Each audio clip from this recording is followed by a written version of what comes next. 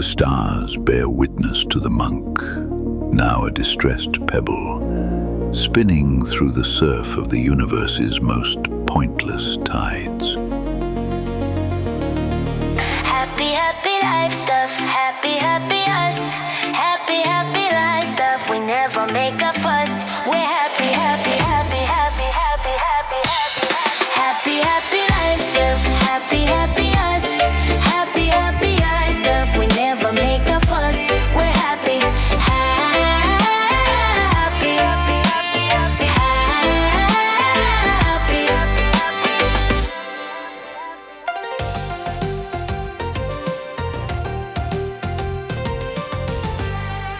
Monk News. Welcome back, courageous listeners. You made it to week 10. Proof that persistence is possible even when reality actively discourages it. Let us peel back the final layer of this season's cosmic onion and accept whatever emotional fumes emerge. We begin with the Institute of Advanced Fumbling, who attempted to hold a major press conference this morning. Journalists gathered, cameras rolled, a podium stood ready.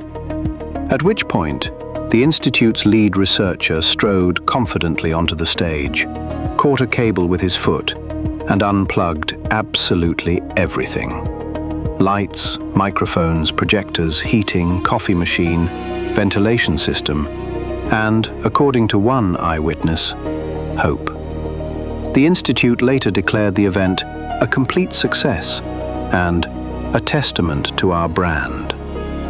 Meanwhile, in the heavens, the cosmic sky blob has delivered its clearest message yet. Using precise rearrangement of vapor, glow, and menace, it wrote across the morning sky in shimmering script, "Sort yourselves out!" Experts call this the definitive celestial intervention. Governments are split on whether to interpret it as advice, a warning, or a performance review. In national well-being news, one country has launched season tickets for existential crises. For a single annual fee, citizens may experience unlimited moments of despair, dread, questioning, and self-reflection. Premium season ticket holders also receive priority access to long midnight walks, late-night fridge visits, and the official existential help desk, which is always closed. Tech updates reveal the release of a new smartwatch that monitors moral choices. Whenever the wearer faces an ethical dilemma, stealing pens, ignoring emails, judging strangers, the watch vibrates, glows, and occasionally emits a disappointed, Early adopters report mixed feelings, mostly guilt. And in political innovation, a city has proposed replacing all future elections with a raffle.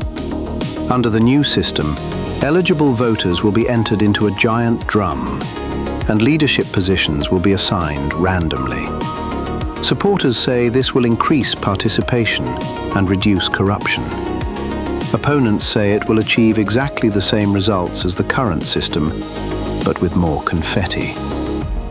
And finally, public transport officials warn that delays continue due to a deep sense of being over it.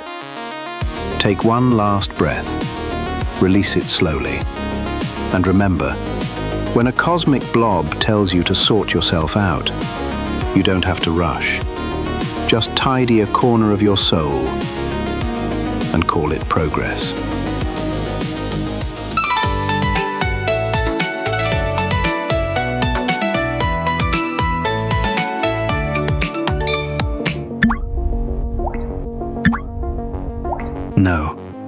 No, absolutely not.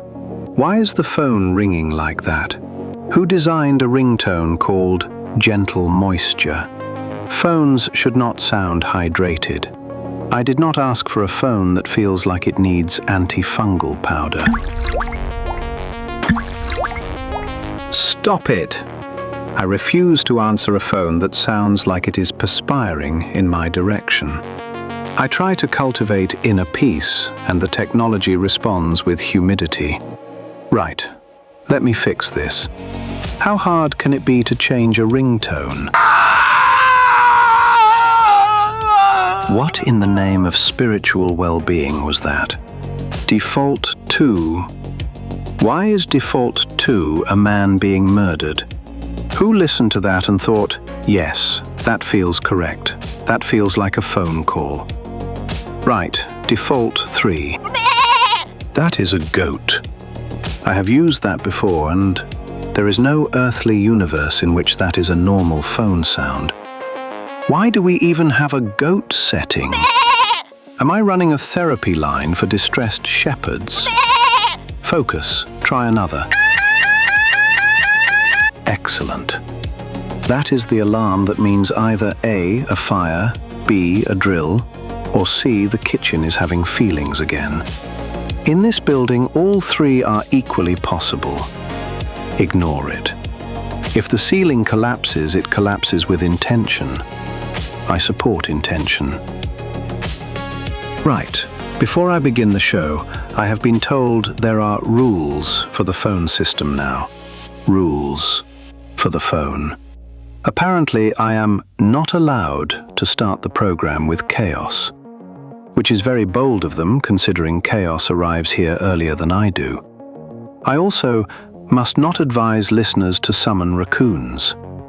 I advised it once, and the raccoon did an excellent job, far better than any middle manager I have met. And apparently I am forbidden from referring to the HR department as the emotional compost bin, which is unfair. I said compost bin, not heap.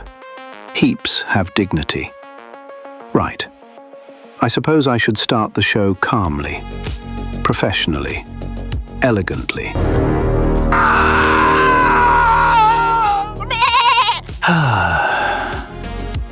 Chaos has entered the chat.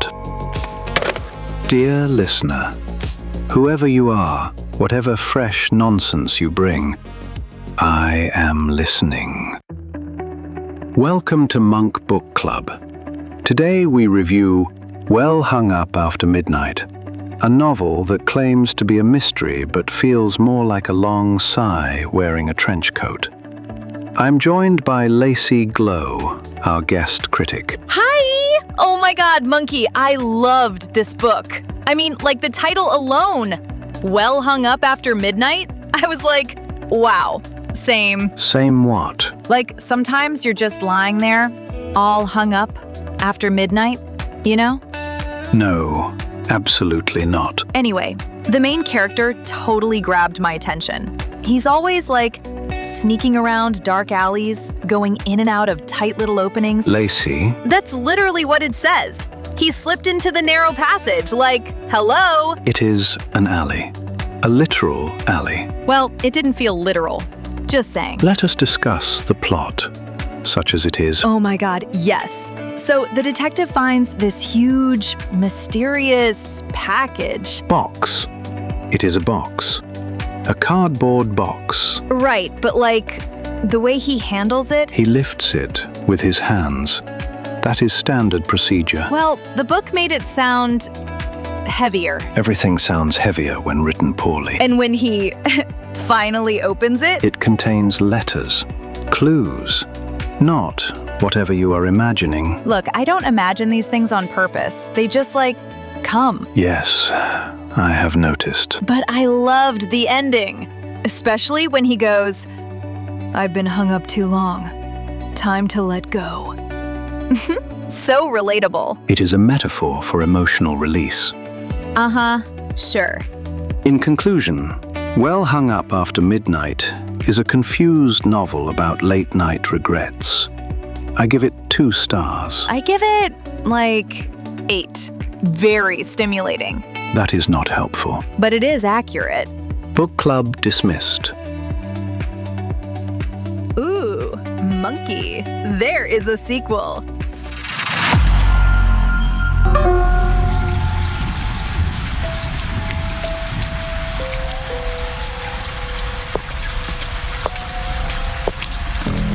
The train dropped me off in a town that wasn't on any map. Not an official map, anyway. Just the kind children draw when they're asked to draw a sad place. The platform was empty, too empty. Like everyone had left in a hurry or been turned into tasteful lawn decor. I followed the sound into an alley. Every case ends in an alley. Every bad decision, too. There, sitting beside a dumpster full of abandoned flip-flops, a gnome. Old, cracked, hat drooping like it had given up on gravity. He didn't move, didn't blink, didn't breathe, so I talked first. I know your people. I know your coup, your soil rallies, your horticultural tyranny. Then, I swear on my last shred of sanity, he answered, not with words, no, with a feeling, a warm, ancient hum that vibrated through the alley bricks and into my bones. The message was clear. The coup failed. Apparently, the wrong-wing party leaders tried to deploy their gnome army, but the gnomes just stood there, smiling. Forever. Turns out being motionless is bad for rapid political mobilization. The movement collapsed faster than a souffle in a wind tunnel. The old gnome looked up at me. I felt something pass between us. Respect? A warning? Hard to tell. I nodded. He nodded. Or maybe I imagined the nod because I was tired. Either way, he left me with the truth. Sometimes conspiracies crumble under their own ridiculousness. Sometimes villains defeat themselves. And sometimes the smallest revolutionaries are just very ambitious ornaments. Case closed, or at least shelved. High shelf, where small hands can't reach.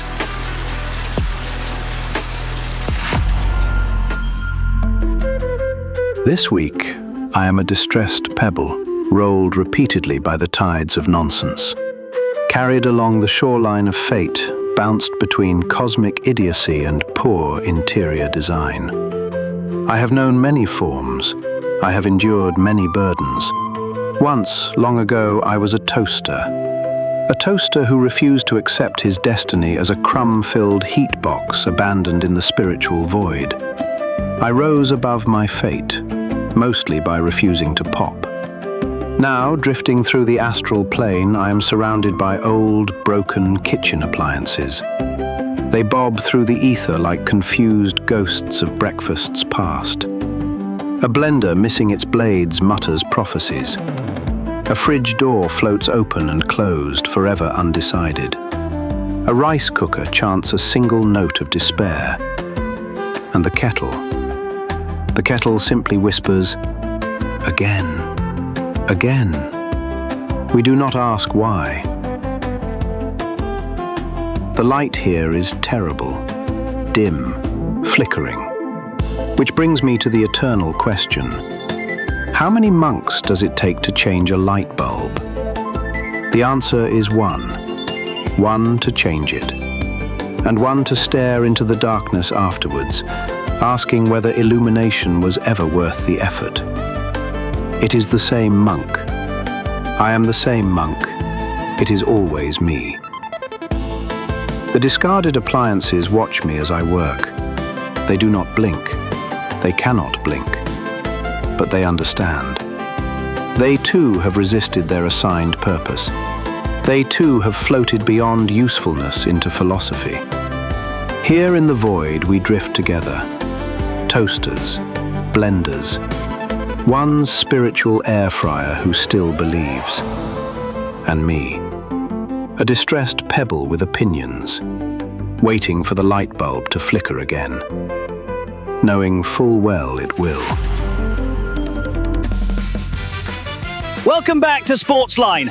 We are here with the monk following his recent apology video. The public has sent in questions. Of course they have.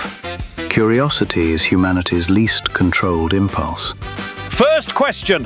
Why did you refuse to apologize sincerely? I did not refuse. I simply delivered the truth in a shape the public could not swallow. That is not refusal. That is culinary failure on their part. Next question. Do you regret describing the goalkeeper as a startled pigeon? No, I regret nothing except the wasted air involved in explaining it. If the goalkeeper does not want to be compared to a pigeon, he should stop flapping. Another listener asks, do you even like football? I like football in the way one likes a malfunctioning bread bin.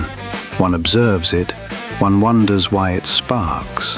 One questions the decision to keep it in the house. A caller wants to know if you will be changing your approach going forward. Yes, my new approach is silence. I will sit in the commentary booth and hum quietly until the match ends. If anyone wants analysis, they can consult a passing cloud. This one is from a concerned parent. Do you think your behavior sets a bad example for young fans? Yes, a very bad example. The example is this. Think for yourself. Speak honestly. Avoid rolling around on the ground unless you are a cat or on fire. Another question. Do you plan to mend your relationship with the players? That depends. Are they planning to mend their relationship with competence? If so, we can meet in the middle and shake hands. A listener from over there asks, why are you always so annoyed? It's efficient. Final question. Do you have any message for the fans watching right now? No. Monk, thank you for your time. I need tea, preferably in a cup without opinions.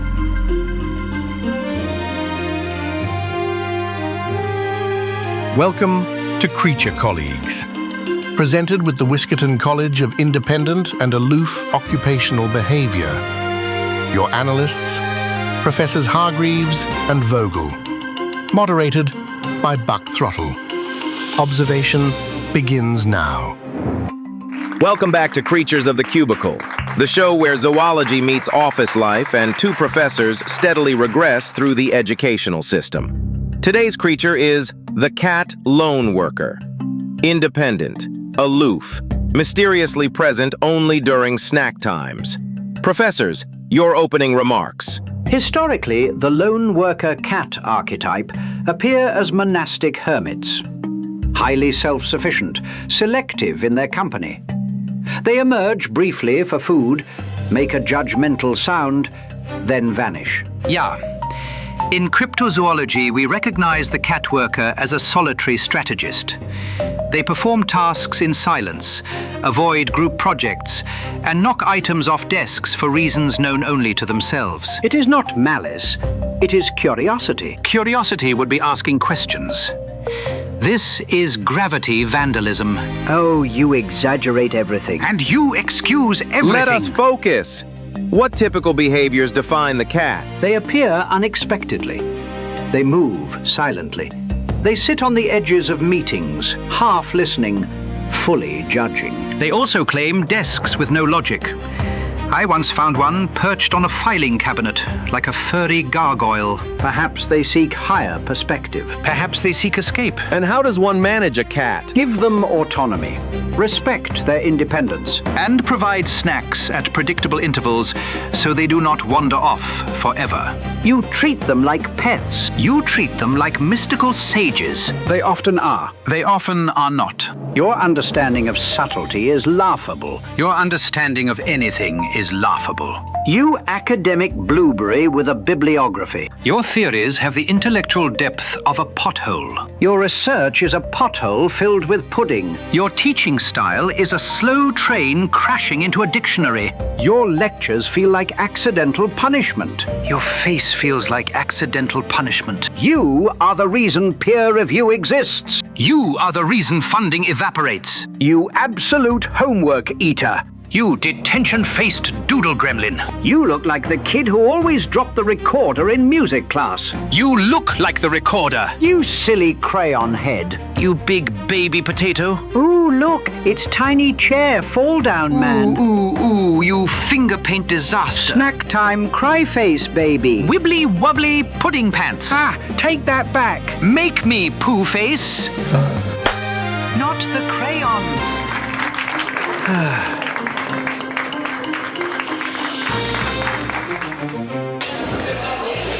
We are here with the team to respond to the monk's recent comments. First of all, we want to say the monk is spot on. Every word, absolute truth. Best commentary we have ever had. No, it was not. I criticized you from every possible angle. Exactly. Proper analysis. For example, when he said we had the coordination of collapsing bookshelves, that is elite tactical insight. Because a collapsing bookshelf adjusts to pressure. It adapts. It is unpredictable. That is our style. No, that was not praise. That was structural failure. Literal failure.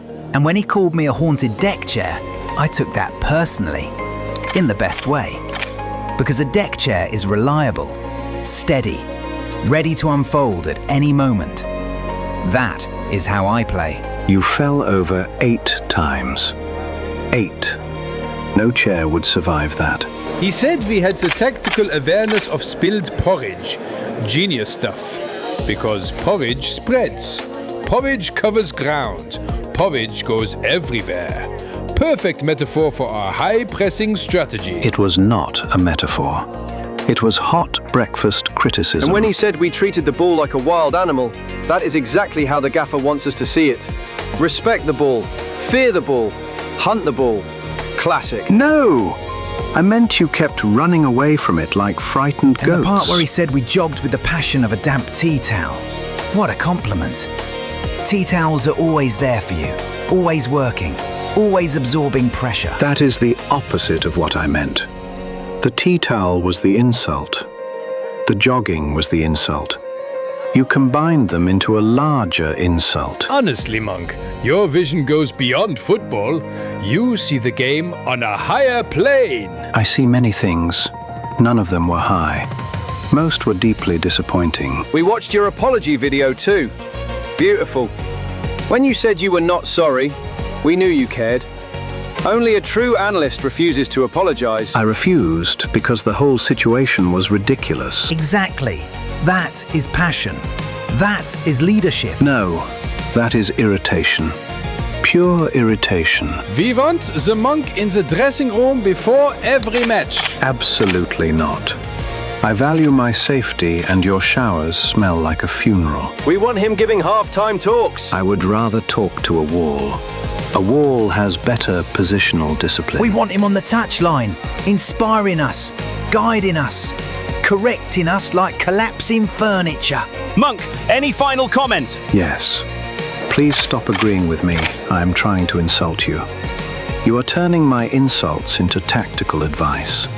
This must stop. Hear that, boys. The monk has spoken. We will take his negativity and turn it into fuel. That is not fuel. That is smoke. Smoke means fire. Fire means hunger. No! Smoke means something is broken. Exactly. The opposition will be broken. Because we have the monk. I am leaving. This is unbearable. Love that man. Pure genius. Proper football mind.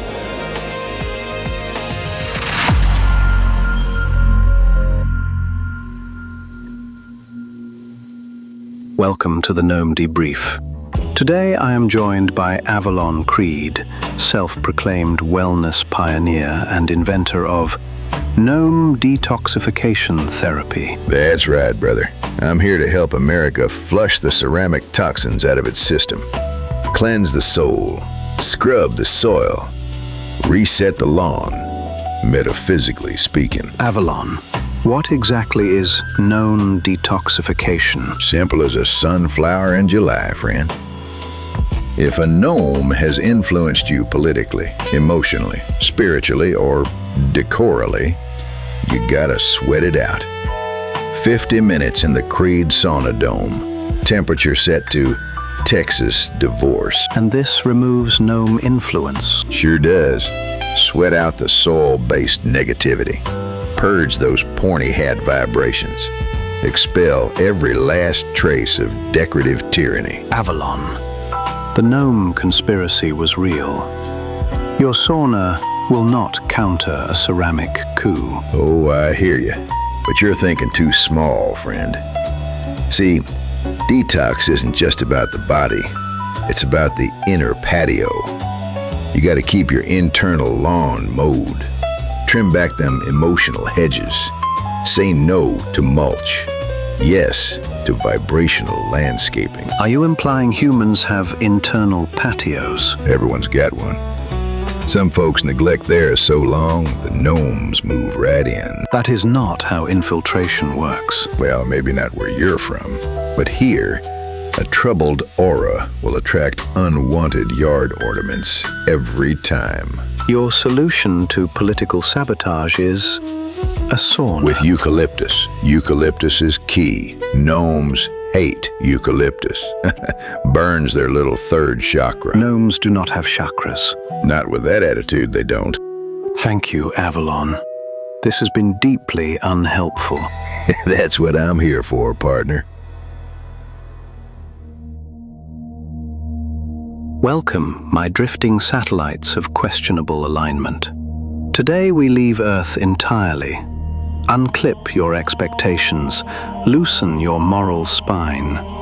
Prepare your body to behave in ways your body union has not approved. First, acknowledge the floor. If the floor acknowledges you back, bow politely. Our first movement is the bureaucratic cloud of infinite forms. Raise your arms overhead like a cumulonimbus trying to request a pen. Flutter your fingers as if sorting paperwork made from pure vapor. Now tilt left and emit a faint sigh, the sigh of a cloud told it filled out section 17 incorrectly. Tilt right and feel the frustration of weather forced to comply with regulations. Spin once, lose all documentation. Hold the shape of a cloud that has given up on thunder. Release gently, raining confusion. Brush away any imaginary precipitation. If you taste paperwork, you are on the right path. Next, we enter the sentient sofa that questions its purpose. Lower yourself into a semi-sit, as if you recently sprouted cushions. Let your arms sag like armrests that have seen too much. Now consider the weight of humanity that has sat upon you, spiritually or literally. Sigh with deep upholstery despair.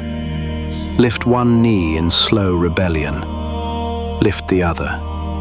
Now fall sideways an inch. The inch of a sofa attempting to stand up for itself but lacking vertebrae. Return upright with the silent dignity of furniture contemplating escape. Deep breath.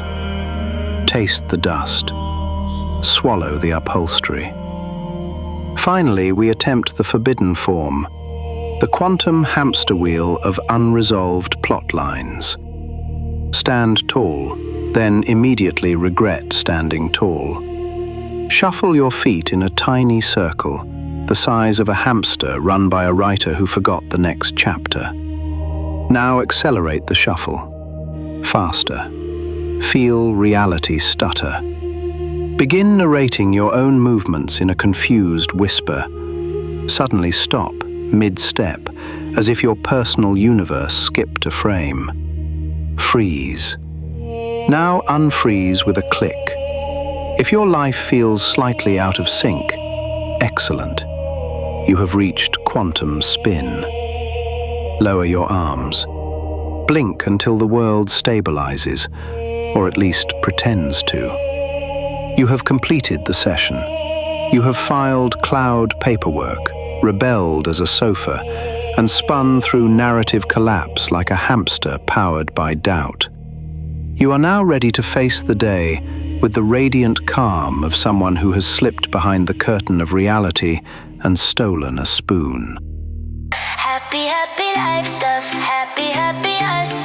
Happy, happy life stuff. We never make a fuss. We're happy, happy, happy, happy, happy, happy, happy.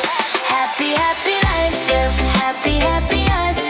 Happy, happy life stuff. We never make a fuss. We're happy, happy, happy, happy,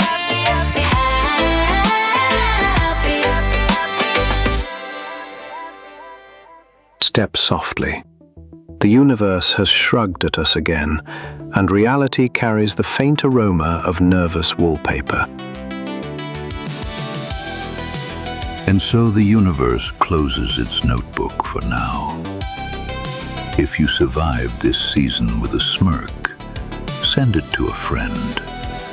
No one should face reality alone. A Press X to Despair production. Copyright 2025. Any wisdom detected is a coincidence.